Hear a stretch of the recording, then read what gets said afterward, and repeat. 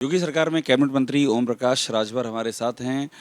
राजभर जी, आपसे मेरा पहला सवाल है, इस समय का जो पॉलिटिकल सिचुएशन है, आप तो दोनों ही पक्षों को अच्छे से जानते हैं, उधर भी अच्छे से वाकिफ़ हैं और आप इधर भी अच्छे से वाकिफ़ हैं। ये बताइए कि समाजवादी पार्टी का पूरा जो चुनावी घोषणा पत्र सामने आया, शिवपाल यादव वहाँ मौजूद नहीं थे, बहुत चर्चाएं हो रही उनको लेकर के, आपके मित्र भी हैं, मित्र हैं या नहीं आपके? बिल्कुल है। इसीलिए पूछ रहा हूँ कि क्या चल रहा है, आपकी कोई बात हुई है क्या? दोनों लोगों में खटास है। ये आपकी अपनी राय है या कोई फीडबैक है आपके पास मंत्री जी? हम जो बोलते हैं सीना ठोक के बोलते हैं और सच के सिवा कुछ नहीं बोलते हैं। तो आप हमको ऐसा बोल चुके हैं कि बड़ा धमाका हो गया था कुछ दिन पहले, आपने क्रांतिकारी बोल दिया था मुख्तार अंसारी को। उसके आगे बढ़ते हैं, इस मुद्दे पर आपको कहाँ से ये फीडबैक है कि ऐसा कुछ है? देखिए, माननीय अखिलेश यादव जी ने घोषणा किया, माननीय शिवपाल जी को प्रत्याशी बनाया, बधाई से। बिना सोचे समझे, बिना पूछे उन्होंने अपने बेटे को प्रत्याशी घोषित कर दिया। अगर वो घोषणा अखिलेश जी करते तब मैं मानता कि खटास नहीं है, लेकिन वो खुद जब घोषणा किए तो विश्वस्त सूत्रों से अखिलेश जी ने कहा, किसी ने पूछा कि ऐसा हो गया, कहा अरे वो बीजेपी के लिए काम करता है। शिवपाल यादव बीजेपी के लिए काम करते हैं, ये अखिलेश यादव ने कहा है? विश्वस्त सूत्रों से ऐसी खबर है। आप तो पत्रकार हो गए हैं एकदम से। ये खबर है क्या आपके पास? हम ऐसे ही बोलते हैं। मुझे एक बात बताइए कि शिवपाल यादव के जहन में क्या है, क्या आपके संपर्क में है वो? नहीं, हमारे संपर्क में नहीं है, लेकिन बयान उनके ऐसे आ रहे हैं। बयान भी आप शायद सुने होंगे, नहीं सुने हैं तो हम सुना भी दें। आपके मोबाइल में बयान है उनके? उनके बयान है, ऐसे बयान है कि बीजेपी की मदद करने के लिए बयान उनके हमने सुना उनके बयान को, तो ऐसा मुझे महसूस हुआ। कि वो बीजेपी की मदद कर रहे हैं? हाँ, बिल्कुल मदद कर रहे हैं, कोई दिक्कत नहीं उसमें। आप उसको सुनेंगे तो आप भी कहेंगे कि हाँ सही बात है, और वो अच्छा मदद कर रहे हैं। अच्छा मदद कर रहे हैं। पहली बार मैं देख रहा हूँ अरसे बाद की ओम प्रकाश राजभर और अखिलेश यादव आपके मुताबिक एक ही बात कह रहे हैं।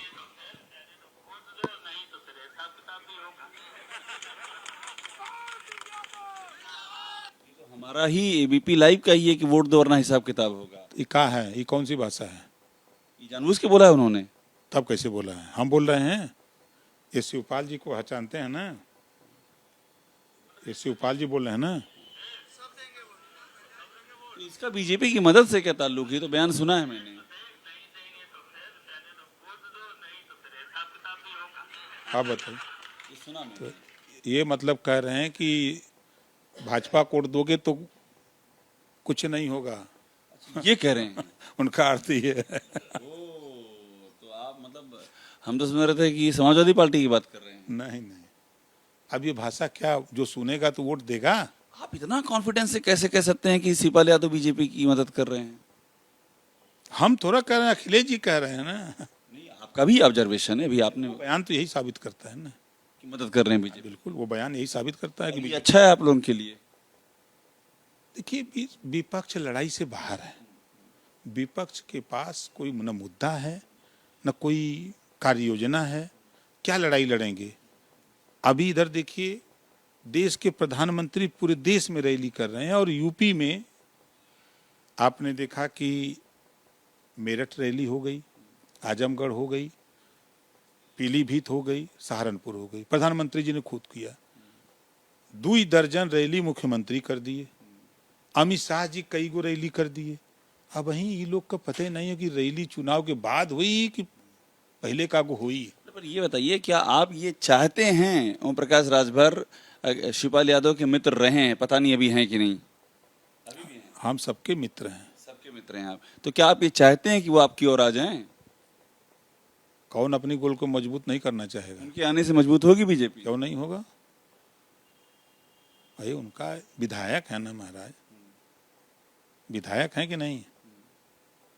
तो एक विधायक तो कुछ न कुछ तो ले ही आएगा। हम तो दाव लगाए, लेकिन धुआं घबरा। दाव लगाए थे आप?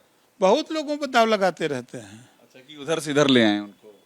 देखा नहीं, आपको बताए भी थे, ले भी आए, ले गए, ले आए, सब करते रहते हैं वो लोग। आपके दांव पर क्या, आपका जो दांव अभी जो चल रहा है वो क्या मिशन शिवपाल यादव है? नहीं, वो शिवपाल यादव इस समय नहीं, समय अब सीट उठ बढ़ गई है, सब फाइनल हो गया, अब कहाँ लड़ाएंगे। लड़ाने के लिए नहीं है, लेकिन समर्थन मिल जाए तो अच्छा रहेगा। समर्थन तो सब लोग करेंगे, जनता खुद चुनाव लड़ रही है। देखिए आप लोग सूत्रों के हवाले से खबर देते हैं, हम जनता के हवाले से खबर देते हैं। आप बस में बैठिए, बस में नहीं कुछ होगा तो 25 गांव के आदमी होंगे, कई जिले के आदमी होंगे। जहाज में जाइए, ट्रेन में जाइए, तो अलग अलग जिलों के अलग अलग गांवों के लोग मिलते हैं, तो उनसे पूछो कहा भैया अरे मोदी को वोट दिया ही, अरे काहे मोदी, तो उसे का मतलब है, तू बहुत तो घुरुक दे दूँ ऐसा कि मोदी के खिलाफ अगर बोलना नहीं तो बसिए में उठा के पटक के चढ़ बैठी ऐसा। ये माहौल है, गुस्सा है। गुस्सा है। एक बात आखिर में बता दीजिए कि हम इस समय केजीएमयू में हैं, आप सरकारी मेडिकल कॉलेज में बैठे हुए हैं, माता जी का इलाज करा रहे हैं। आपने एक अपील जारी की, हमें जानकारी मिली जनप्रतिनिधियों के लिए कि वो सरकारी अस्पतालों में इलाज कराएं। आपकी अपील है ना आपकी? देखिए, मैं डॉक्टर बेद जी के नेतृत्व में अपने पिताजी का इलाज कराया, अपनी बेटी का कराया केजीएमयू में। आज भी मैं अपनी माताजी का इलाज करीब 20 दिन से डॉक्टर बेद जी के नेतृत्व में करा रहा हूं। और यहाँ रह करके आज मैंने महसूस किया है कि मेरी माँ का फेफड़े का प्रत्यारोपण यहाँ सिस्टम नहीं है, होता तो अब तक हम करा लिए होते। एक तो मुझे आवश्यकता महसूस हुई।